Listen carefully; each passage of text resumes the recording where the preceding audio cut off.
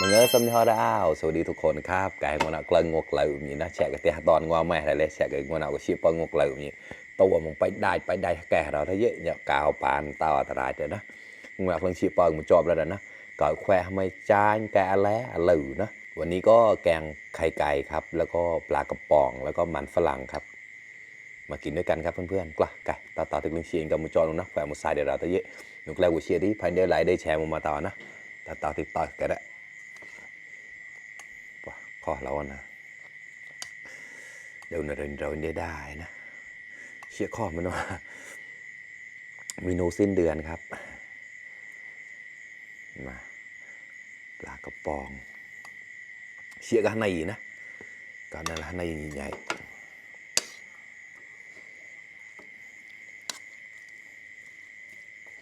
ก่อนปองงานเราแล้ว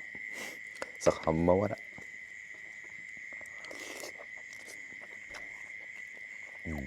ขอ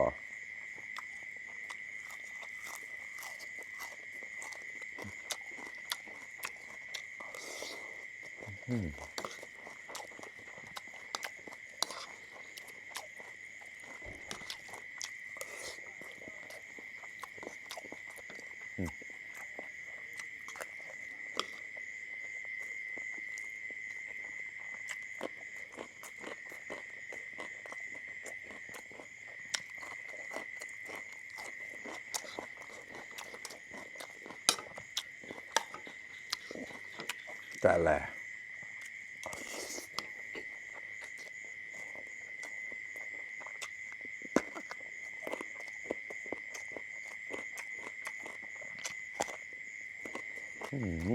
ขอเข้ากัน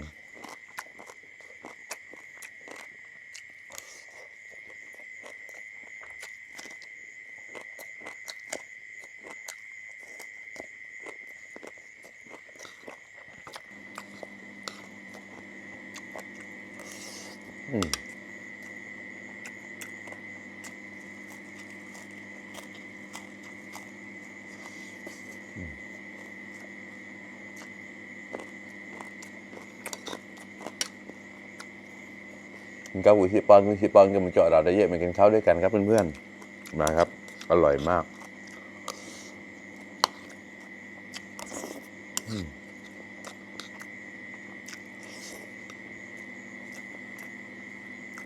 เอามาปุ๋ย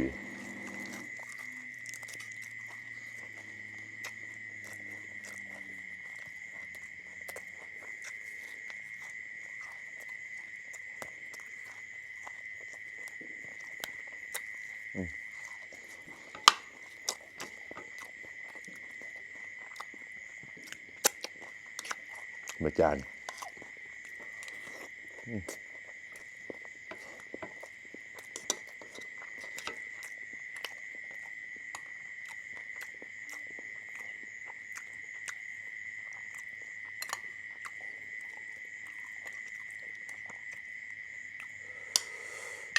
กล่ะมันก็ตายจอดกันแล้ว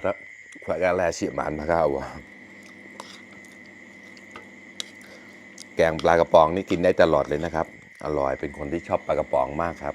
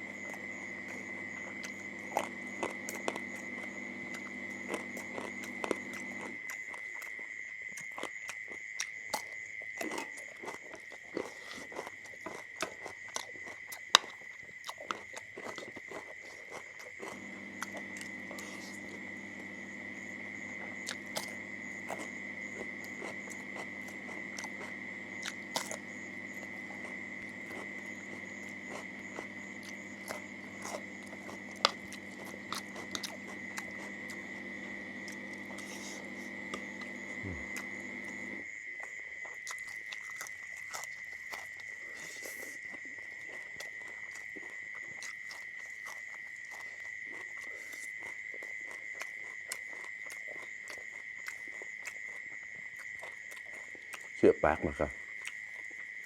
Chị dạ cũng phải để đài nó phải lên rồi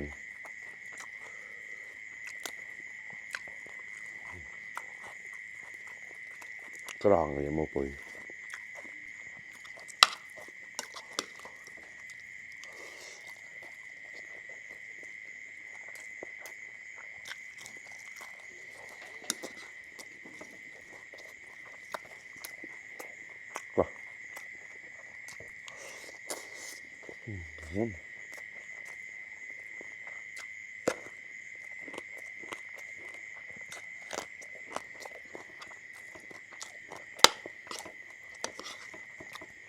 lưuมันฝรั่งครับ